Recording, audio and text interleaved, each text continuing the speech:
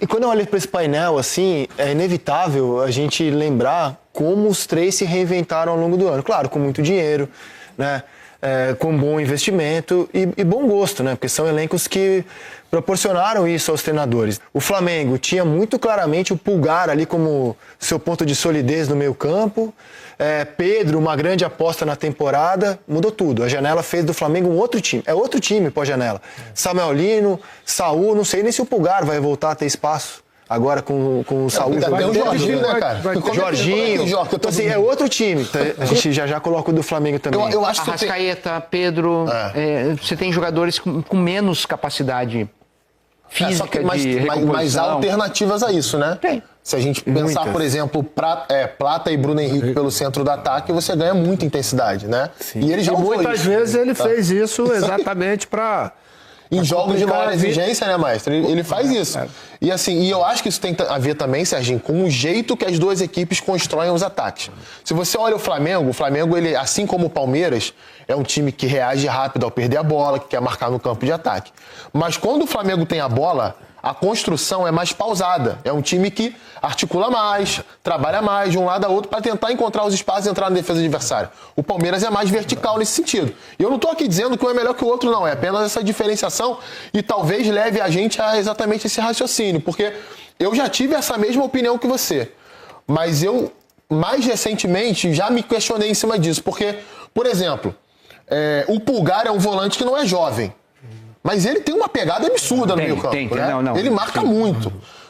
Se você pega, por exemplo, Plata, Luiz Araújo, Bruno Henrique, o Plata é mais jovem, o Luiz Araújo já passou dos 25 anos, o Bruno Henrique já passou dos 30 anos.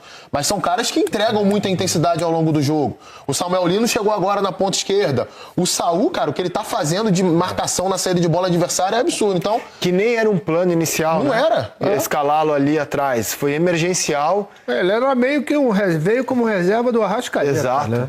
Exato. Ele, pelo menos, era a ideia inicial. O Felipe falou sobre isso, que ele não imaginava, não estava no plano principal utilizado nos jogos do Saul, ele bota o Saul partindo da direita pra dentro. Cara, eu acho isso... Ele estava procurando... Isso aqui eu acho do Palmeiras excelente, mas isso aqui eu acho muito impressionante, cara. Isso aqui eu acho que é um negócio, assim, muito sério isso aqui, cara. Alexandre, Ayrton Lucas, Vinha, Varela e Emerson Royal. Lembrado, 2 semanas atrás a gente fez o time reserva do Flamengo aqui, não me lembro qual era o jogo aqui, que era caramba, ia brigar, se aquele time jogasse o campeonato. Briga pro G4. Tem De La Cruz e Pulgar hoje, né? Porque eu acho que é difícil mexer em Saul e Jorginho. Aí você imagina que os reservas hoje são De La Cruz e Pulgar, gente. É muito sério isso aqui. É muito sério. É um negócio muito impressionante, cara. É muito impressionante. Para você manter, né, vamos dizer, essa pegada que os treinadores querem, no caso o Abel e o Felipe Luiz, durante a grande parte do jogo, você precisa exatamente ter isso aí, né? Porque você tem uma mescla de jogadores que cadenciam, que é o caso do Jorginho, que é o caso do Arrascaeta, o próprio Saul é um que faz isso também. E você tem a molecada, entre aspas, que tem uma pegada quando está sem a bola que não dá para respirar. Entendeu? Então você vai sufocando o adversário, porque você correr sem a bola, André, é duro. Você cansa não somente fisicamente, você cansa mentalmente, porque você não se diverte, você não consegue ter um momento de prazer dentro do jogo. Então isso aí vai te deixando realmente do sufoco. Vamos falar da vitória do Flamengo, que não vencia em Caxias desde 1997. Foi um fim de um tabu ontem. E como foi o Flamengo ontem, maestro? Eu acho que foi protocolar, né? Como disse o Serginho, fez aquilo que tem que fazer. Ontem, individualmente, por exemplo, o trio de ataque, né? O Araújo, Pedro, o Samuel Lino, mais ou menos, 2 ou 3 boas jogadas. Mas individualmente eles tiveram um jogo bem abaixo daquilo que podem render, que a gente já viu, né? E talvez isso tenha tido uma influência, né, no desempenho do jogo. Mas é aquela história que termina se repetindo no jogo do Vasco. Controlou o jogo está administrado. Você administrar o jogo com a diferença de um gol, futebol ele é ingrato. Ele tem uma armadilha sempre ali na esquina para te pegar. Então, mesmo controlado o jogo, uma bola parada, um cruzamento, uma saída errada, ela termina te complicando. mas fez aquilo que fez. E a gente está vendo aí o Arrascaeta, que até gol de cabeça ele está fazendo esse ano. Isso deve-se, eu acho que a boa preparação que foi feita no início do ano, na pré-temporada. E ele, quando fisicamente ele está bem, até aos 40 minutos ele estava dando piques, coisa que a gente nos últimos anos não tinha visto. Longe dessas contusões, realmente ele consegue fazer a diferença pela sua qualidade técnica. 13 gols. O Arrasca, ontem foi um debate no fechamento, a posição dele. O fechamento decidiu que ele não é mais meia, ele virou atacante. E aqui no Seleção? Não, ele é aquele cara, ele é o homem que você tem que deixar livre para ele encontrar as costas do meio-campo adversário. E o Felipe colocou ele um pouco mais perto da área, o que deu para ele a possibilidade, pela qualidade dele, em certas jogadas, ele definia de um drible, um biquinho, como foi, eu acho, contra o Vitória. Foi. Né? E são essas jogadas que o Arrascaeta tem uma qualidade que ele é incrível, né? Que é a precisão. Ele não precisa de dar um chutaço para fazer um gol. Ele basta aquele toque de classe, de categoria que ele tem. Né? Parece que dava pro Volpi chegar. Não dá. Mas não dá. Mas não dá pela essa qualidade que ele... A gente tá rodando os 13 gols do Arrasca, ó. Esse daí, olha o biquinho que ele dá. Esse é o gol Romário, aquele. Da Suécia. Então, Rizek, se a gente for falar da função que ele faz no campo hoje, o Flamengo atacando, né? Ele vai trabalhar muito ali perto do ponto, entre o ponto esquerdo e o centroavante, né? O Flamengo, quando ataca, prende o ponta esquerda, o ponta direita tem liberdade para vir para dentro e abrir o corredor para o lateral direito. Então, olhando o Flamengo atacando, a gente vai ver sempre uma primeira linha com 3, o lateral e os 2 zagueiros, os 2 volantes e uma linha com 5 na frente. O lateral direito, o ponta esquerda, o Arrascaeta um pouquinho mais por dentro pela meia esquerda, o Pedro centralizado e o ponta direita um pouquinho mais próximo até agora do Pedro. Todos os gols na parte central do campo. Né? A gente está vendo todos os gols na parte central do campo. E muitas vezes atacando esse espaço que a gente vai ver aí, ó, entre zagueiro e lateral. Esse gol é praticamente igual ao que ele fez ontem. Exatamente. Então, assim, para mim, o que mudou? Como o Flamengo é um time que fica mais tempo com a bola dentro do campo adversário, ele tem menos campo para trás para correr, pegar na bola e ter que carimbar toda hora ali. É um time que faz a bola chegar até ele, não que ele venha até a bola para poder construir. E é claro, né, um jogador que, se a gente comparar pelo menos com o início dele no Flamengo, são 6 anos de diferença. Né? E, obviamente que a mobilidade não vai ser a mesma, né? A capacidade física de cumprir espaços muito grandes dentro do campo. Se a gente lembrar o time de 19, ele era o meia esquerda. Ele voltava marcando o lateral para o Bruno Henrique sobrar com o Gabigol na frente muitas vezes. Então ele circulava num setor muito maior de campo. Agora é um setor mais restrito, mas como o Maestro muito bem definiu, onde ele é letal. Pega a bola ali, ele precisa de um toque muitas vezes. Às vezes nem um toque. Às vezes nem um toque. Às vezes ele precisa de um jogo de corpo para a bola passar por ele e chegar no Samuel Lino ou então no Pedro. Aí, gente, e rodando esses gols, é um resumo de como é bonito ver o Flamengo jogar.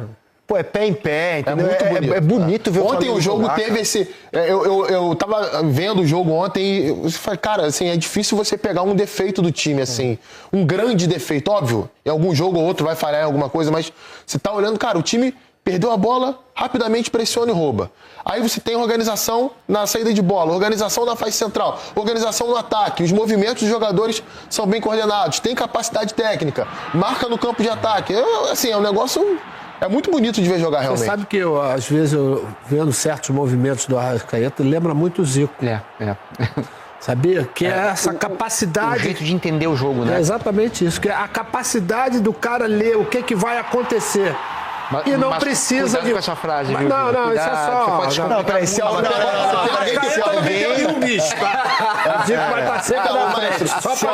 pode falar isso, é o Maestro. Sei lá, deve ter sido uns 500 jogos. Se tem alguém que pode falar...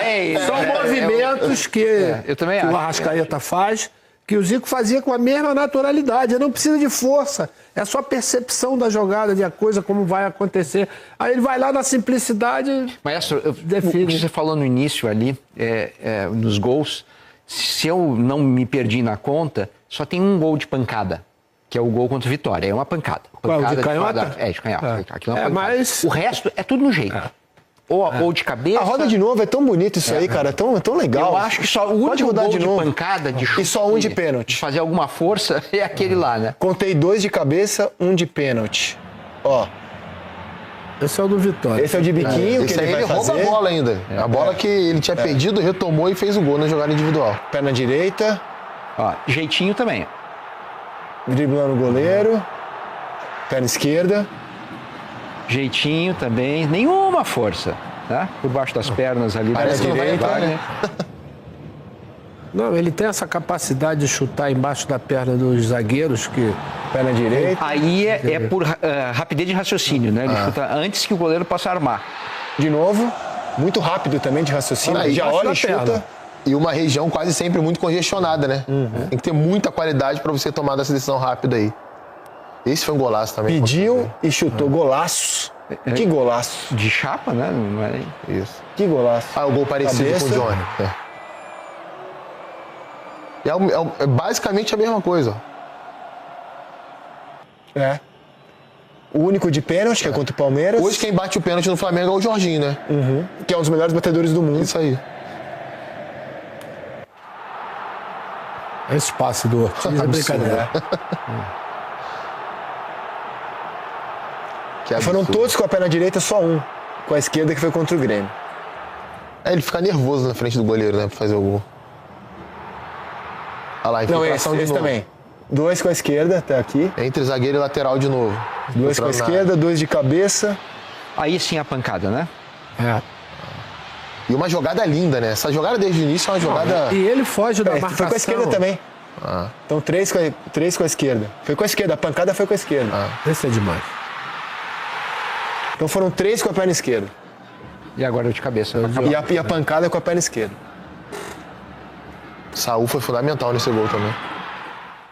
3 com a perna esquerda, um deles a pancada. É o centroavante do Flamengo. Ele chegou a 18 gols na temporada, né? O artilheiro da temporada tem 24, que é o Verratti, que teve uma queda recente na média de gols. Sim, dá pra chegar. Se ele mantiver essa média aí até o final do ano, vamos botar aí por baixo, o Arrascaeta tem uns 15 jogos até o final do ano. Se não tiver Eu lesão. tava comentando ontem também como o Flamengo lidou bem com isso, porque no ano passado ele para um pouco mais cedo na reta final da temporada, né? Ganha a Copa do Brasil. Aí ele para fazer uma cirurgia para poder voltar bem esse ano e sabendo que ele ia crescer com o tempo. É exatamente o que rolou. Lembra a Supercopa, que ele é reserva no jogo da Supercopa? É exatamente. Cara, até esse jogo com o Vitória, quando ele marca o primeiro gol, ele não tá fazendo uma grande temporada. Se você volta no Carioca, muitos torcedores do Flamengo reclamavam de que ele estava sendo pouco utilizado e quando entrava... Mas não era o conseguia normal se de um aproximar. planejamento Isso aí. gradual para ele O Flamengo voltando teve pós-cirurgia paciência e no muita joelho. sabedoria, porque é o que importa na temporada. O Flamengo não precisou do Arrascaeta para ser campeão carioca. Para ser muito melhor do que todo mundo no Campeonato Carioca, pelo time que tem, pelo elenco que tem. Então, nos momentos mais difíceis, nos maiores desafios da temporada, ele está se fazendo presente e decidindo os jogos. Esse planejamento físico que foi feito em cima para ele, né, individualmente, a gente vê que está dando certo. O que chama atenção ontem, aos 40 minutos, ele ainda estava dando pique. Né, coisa que normalmente não acontecia. Né, mas está tão bem fisicamente que se dá o luxo de poder fazer isso. Ô, Maestro, você sabe que aconteceu uma coisa raríssima na semana passada, né? O Bielsa, ele elogia, inclusive, agradece ao Flamengo e elogia pelo Arrascaeta. E a gente está falando de uns treinadores que exigem, um dos que mais exigem dos jogadores em termos de entrega, movimentação, parte defensiva, né? Um cara que gosta de marcação individual. Então, não tem essa do Arrascaeta. O Arrascaeta vai marcar também, De La Cruz vai marcar também. Então, é muito importante isso. Fisicamente, a gente não viu o Arrascaeta assim desde, sei lá, 2019. Talvez. Acho que sei lá, tô tentando lembrar aqui de cabeça, talvez ali um período de 21, que ele foi muito bem também. Reta final da temporada de 22, que ele foi decisivo ali com o Dorival como Mas treinador. não com essa sequência, né? Essa regularidade, 2020, né? Essa... Agora, liga seu modo enciclopédia. Que time é esse do Flamengo? Klemer, Leandro, essa é fácil. Juan, Fabiano e Gilberto, Jamir, Bruno Quadros, Evandro, depois Jorginho e Iranildo. Lúcio e Sávio, depois Lê. Técnico Paulo Autuori. 97. Chegou à semifinal do Campeonato Brasileiro e tomou de 4-1 pro Vasco. Esse time tinha conquistado a última vitória rubro-negra contra o Juventude em Caxias. Foi um gol contra do Rodrigo Costa. No chute do Bruno Quadros. Foi voltar a vencer lá ontem. Olha que tabu, cara. Ontem, o Flamengo voltou a vencer lá. Ontem. Rizek, durante anos, o torcedor do Flamengo ia acompanhar jogos do Flamengo no sul do Brasil. Não tô falando só do Rio Grande do Sul, não. Se fosse Grêmio e Inter, então, esquece. A gente nem viu o jogo. Sabia que ia tomar pau. Mas Juventude, Paraná, sempre foi uma pedra no sapato do Flamengo. Atlético Paranaense, Coritiba. Teve um brasileiro, se eu não estou enganado, em 2003. O Flamengo levou 3 goleadas. Paraná, Coritiba e Atlético fora de casa. Hoje o Flamengo vai ao sul do Brasil, fruto de toda a reestruturação do clube, do elenco que tem, do treinador que tem, e vence os 3 times do Rio Grande do Sul, às vezes fora de casa e jogando muito melhor do que as equipes. Às vezes em sequência. Ganhou 3 vezes do Inter em 3 rodadas seguidas. Então, assim, teve esse tabu, teve um outro nesse campeonato que agora eu não estou me recordando qual é. O Flamengo quebrou outro tabu também de um time que não vencia há muito tempo fora de casa. Mas é isso, acho que é reflexo do momento do clube, né, do elenco que tem. E o Juventude não é o mesmo Juventude que tomou de 6 do Flamengo no Maracanã. É um time melhor do que era aquele. Tem pontuado, inclusive, recentemente. Está tentando se recuperar no campeonato. Mas mesmo assim o Flamengo vai lá e domina totalmente o jogo. O Felipe Luiz falou o seguinte sobre o espanhol Saúl. Dá uma olhada. Eu vejo que estamos vendo o melhor Saúl. Talvez o melhor Saúl da sua carreira. E não esperava também que depois de todo esse esforço de acordar 4 da manhã, pegar 2 voos, chegar até aqui e jogar do jeito que ele jogou os 90 minutos, que desse com essa facilidade, mas foi. Isso demonstra que é um jogador totalmente diferenciado e temos muita sorte de tê-lo aqui conosco. Isso é o de menos. Vamos debater o Saúl no Flamengo. Não sei, eu acho que não. Eu entendi que o que o Felipe quis dizer é que é o melhor Saúl da carreira dele. Aí não é. Você viu que ele discordou depois, né? Não, por isso que eu li dessa forma. Saúl que foi a final da Champions, né? Com o Bayern. Não, eu sei, mas eu acho que é o Felipe talvez querendo dar aquela infladinha no próprio jogador. Pode ser a opinião dele. O fato é que o Saúl tá jogando muito bem, né, nessa posição.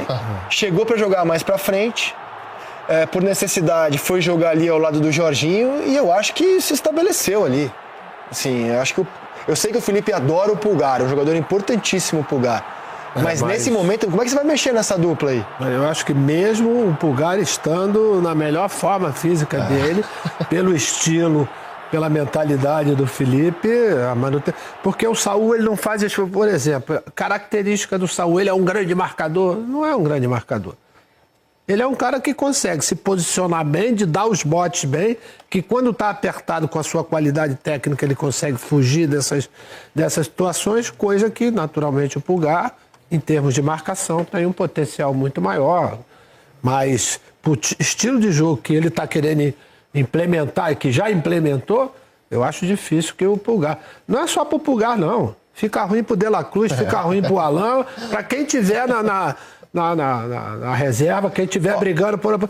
O De La Cruz talvez seja aquele que... Por quê? Pelo dinamismo do De La Cruz. De La Cruz em forma, ele é danado.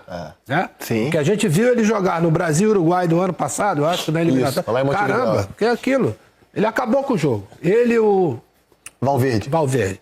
Acabaram com o jogo. Recuperando fisicamente, aí é que você vai ter realmente uma dor de cabeça.